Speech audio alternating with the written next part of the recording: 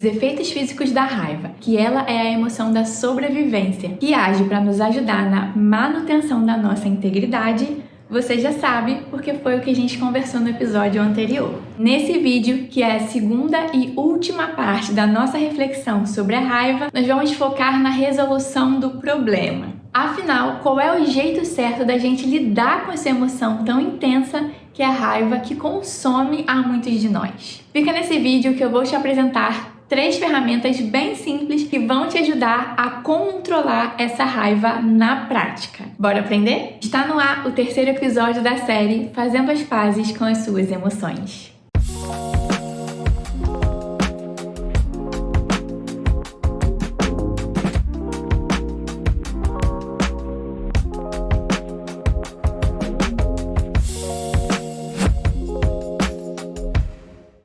Oi, eu sou a Monique, estudante de psicologia, apaixonada por autoconhecimento e pela psicologia e todo esse universo que engloba o comportamento humano. Sejam bem-vindos ao meu canal. Se você está chegando hoje por aqui, esse é o 3º episódio da série Fazendo as Pazes com as Suas Emoções, onde a gente está conversando um pouquinho sobre as nossas emoções primárias para aprendermos a lidar melhor com elas. Uma vez que a gente experimenta essas emoções cotidianamente, só que muitos de nós não sabemos o jeito certo de lidar com essas emoções e acabamos nos deixando levar e ficamos frustrados, desanimados. E por isso a ideia de conversar sobre isso para a gente trazer um pouco mais de informação para aprender a lidar melhor com essas emoções. Então a gente está partindo do entendimento de que as emoções são como se fossem os nossos óculos e para isso a gente precisa estar com elas bem alinhadas, bem ajustadas para que a gente consiga viver em paz conosco mesmo e também com as pessoas que nos rodeiam. No episódio anterior, nós começamos já a falar sobre a emoção raiva e como que ela age em nós. Hoje será a parte 2, onde nós continuaremos falando sobre a raiva, mas agora nós vamos falar da parte do gerenciamento dessa raiva, né? Como que a gente canaliza essa raiva a partir do momento que ela surge em nós, para que a gente não traga prejuízos, né? Nem pra gente, nem para as pessoas que nos cercam, né? Então, se você ainda não assistiu a parte 1, o link tá aqui na descrição. Assiste ele primeiro e depois volta para continuar na parte 2, tá bom? Se eu te perguntasse se é possível não sentir a raiva, o que você diria? Sim ou não? Como nós estamos aprendendo, todas as nossas emoções têm um objetivo didático para as nossas vidas. Ou seja, elas sempre vão ter algo a nos ensinar e nós aprendemos que a raiva é a emoção da sobrevivência. E aí, para você entender melhor, novamente eu recomendo que você volte e assista o episódio anterior sobre a raiva. Mas respondendo a pergunta anterior, é impossível não sentir raiva. Claro, vão ter as pessoas que vão acessar menos essa emoção. E por outro lado, vão ter as pessoas também que vão ter uma tendência maior a sentir a raiva. Mas o fato é que todo mundo sente a raiva em algum momento da vida. Só que a boa notícia é que é possível que a gente gerencie essa raiva para que ela não se torne algo muito prejudicial para nós. E aí você deve estar se perguntando, tá, mas pelo amor de Deus, como que eu faço isso? Gente, diferente dos animais que agem unicamente por instinto, nós temos a possibilidade de pensar, de raciocinar, de refletir sobre os nossos pensamentos, sobre as nossas escolhas, os nossos comportamentos, não é verdade? Então, qual é a grande sacada que a gente pode levar para a vida? A gente pode pensar sobre as nossas emoções, para que assim os nossos comportamentos possam surgir de pensamentos alinhados, né? Ou seja, por pensamentos alinhados, a gente pode entender que a gente está falando dos nossos sentimentos. Lá no episódio 1, eu falo melhor sobre essa diferença entre emoção e sentimento, né? Se você ainda não viu, assiste lá para você entender melhor. Então, assim, existem algumas características na nossa personalidade que podem sim contribuir para que a gente tenha uma maior dificuldade em controlar essa raiva quando ela surge. Vou citar 2 dessas características para que a gente tenha aqui como exemplo, tá? Que são a síndrome do pequeno poder e a impulsividade. A primeira é a síndrome do pequeno poder. Você já ouviu falar sobre ela? Na psicologia existe um comportamento, uma atitude que é chamada de síndrome do pequeno poder. E essa atitude, né, que seria uma atitude de autoritarismo, é quando eu extravaso toda a minha angústia, quando eu quero me mostrar como alguém que manda. E isso, apesar de ser extremamente prejudicial, é a forma que muitos de nós temos de expressar a nossa raiva ao invés de controlá-la. Sabe assim, por exemplo, quando acontece alguma situação no seu trabalho que te deixa ali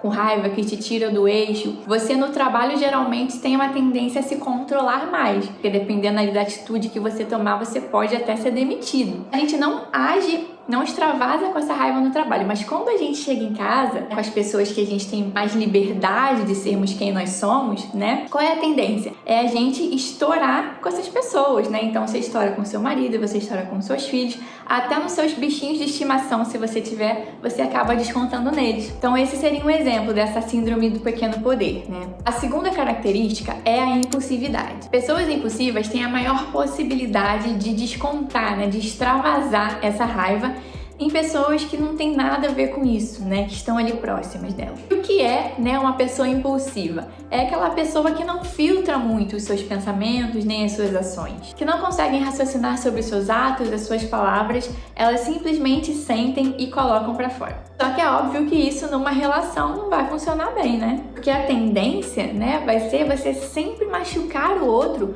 com essa sua atitude impulsiva. E a pessoa que já tem essa impulsividade naturalmente, imagina, quando ela tá com raiva, então o que acontece? Sai de baixo. Então assim, como eu gosto de trazer aqui pro canal sempre esse lado prático da coisa, eu vou deixar aqui na descrição um exercício simples para você preencher e detectar o seu grau de impulsividade, tá? Essa é só mais uma forma da gente avançar no nosso autoconhecimento.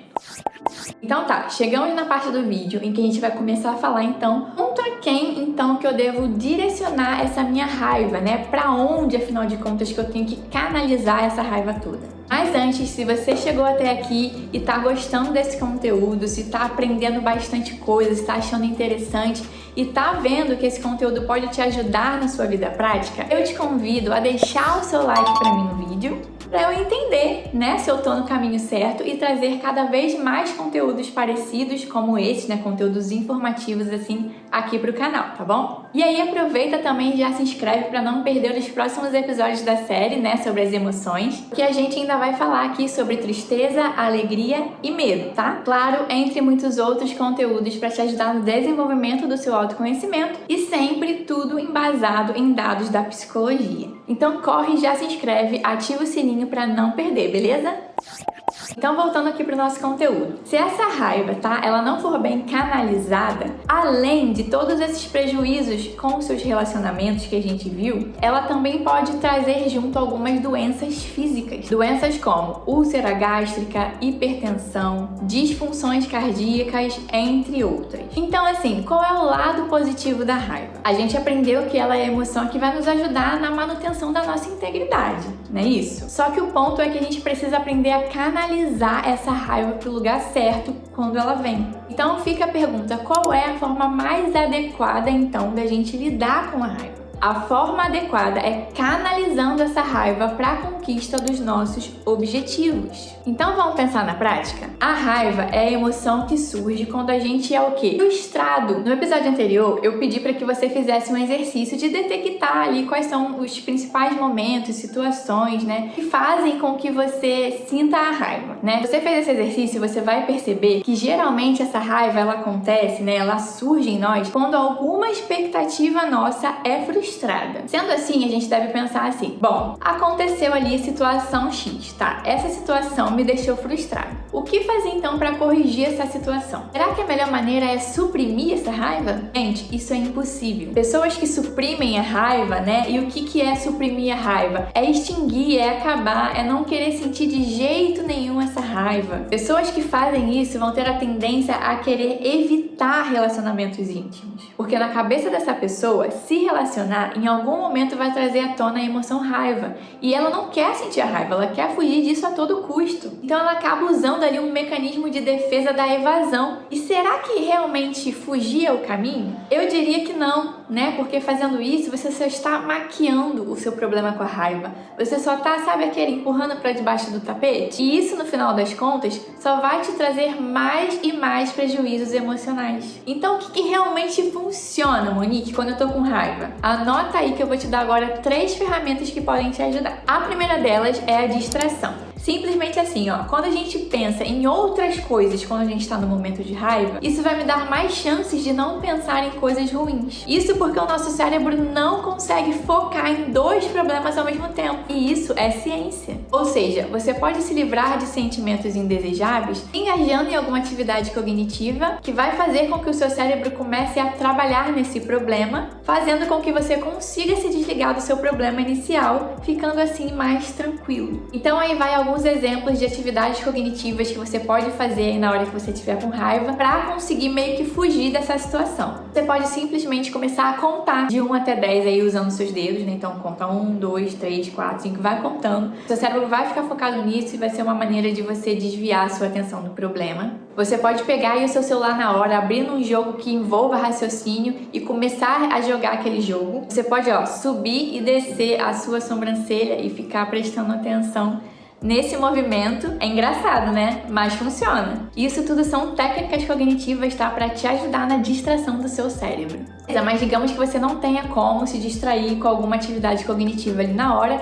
O que você pode fazer? A segunda ferramenta que você pode utilizar é a técnica da reavaliação. E como que funciona? Digamos que lá no seu trabalho, o seu chefe te tratou mal por alguma razão e isso te fez sentir a raiva. Você não controla a sua raiva e você fala ali na telha o que você sentiu, o que você tá pensando, e aí depois você que lute para enfrentar as consequências disso. Ou você reavalia a situação na sua mente. Você pode pensar assim, bom, ele me tratou mal assim porque ele deve ter passado por alguma situação ali difícil, ele não tá sabendo lidar e essa foi a forma dele de lidar com a situação. Então por isso ele me tratou dessa forma. Então eu vou me controlar e eu não vou explodir. Você meio que vai criar uma justificativa na sua cabeça para ele ter te tratado mal. Entende? Mais ou menos isso. Essa é uma forma de você canalizar a sua raiva e escolher não explodir. Então esse foi só um exemplo, mas você pode usar essa técnica da reavaliação para diversas outras situações em que você for enfrentar e se perceber ali com a raiva. E a terceira e última ferramenta, na verdade, é uma frase que você vai levar para sua vida a partir de hoje, que é a seguinte: não é comigo. Então assim, você passou por alguma situação em que alguém te maltratou, você ao invés de explodir, deixar a sua raiva ali aflorar, você vai simplesmente pensar, não é comigo.